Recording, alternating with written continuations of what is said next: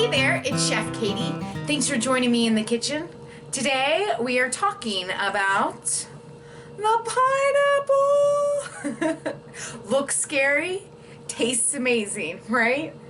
But how do you know if your pineapple is ripe? Does the color help? No, it doesn't. You can have a green pineapple and it be super sweet, or you can have a gold pineapple and it be sour. So how do you know? Well, I have 3 tricks to figure out if your pineapple is ready and ripe to go. Trick 1, start at the base and give it a big sniff. Oh, and it should smell like sweet golden sunshine. And if it doesn't, your pineapple is not ripe. If it has a sour or fermented smell, it has been on the shelf too long. Put it back on the shelf and slowly walk away. So the bottom should smell nice and sweet. Moving on up, the pineapple should have a little heft to it. It should be sort of heavy.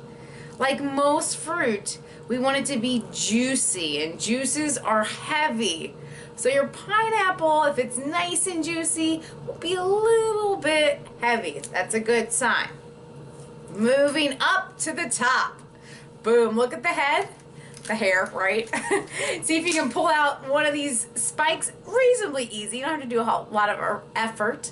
And that is exactly what we want. So we want to be able to pull out the spike without too much work. Pretty good to go. Now we have our ripe, delicious pineapple. What do we do with it? Join me on the cutting board and I will show you. Now that we have our beautiful ripe pineapple, how do we cut it? What's the best way, the most efficient way to do it? First thing, cut off the top and the bottom. So get rid of those. Not edible. Pretty, but not edible. Get rid of them. Now you have a nice, solid, not gonna move surface, right? So now you can get rid of the outside edge. Take your knife, find the biggest hole on there, and follow right down that hole. Boom. So you get all the little eyes off of there. Those are not delicious. And then you keep following all the way around as best you can. You know, it doesn't have to be perfect. Every day in the kitchen we get a little bit better. So just practice, do your best. But you do want to get all those eyes off. Those are what make your tongue itch.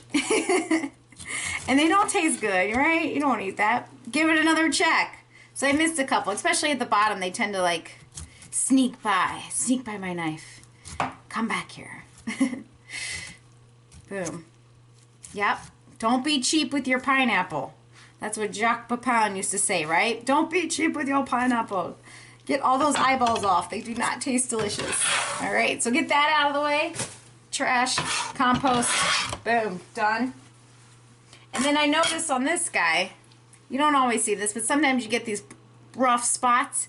Take a little paring knife, put your thumb right on the spot, slide it in at an angle, and then you can just turn. Ooh. This guy is so juicy, it's amazing.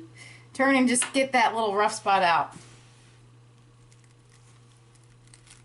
Oh my gosh. See how much juice is coming out of here, right? Awesome. So now he's ready to go. Next step, we need to get rid of that core.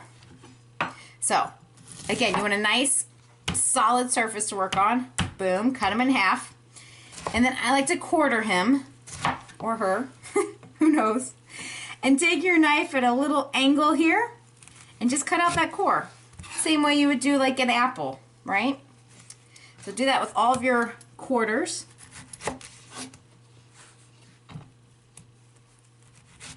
And technically this is edible. And I'm not gonna lie, I like pineapple core. I like having a little texture, so I save that. That's what we call the chef's treat to snack on. I save that.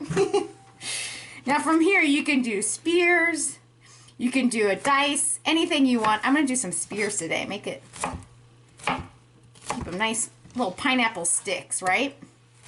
Easy, delicious, healthy snacking. Boom, there we go. So now I've got my delicious, super juicy pineapple sticks ready to go for healthy snacking. Oh man, all day. Pineapple rules because plants rule. This is Chef Katie. I will see you next time.